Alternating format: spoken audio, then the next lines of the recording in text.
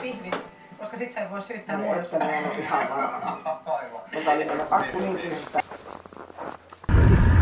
Ihan harapasta, että tuliko housut oikein tai jalkaan. Ollaan sitten kuule tarkkana näin asiakkaan. Tänä iltana ei tilaa.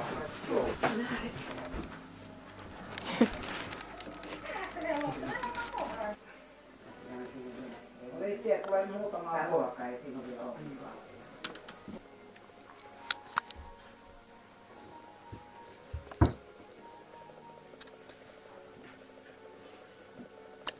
Entä tämä on sulla? Minulta.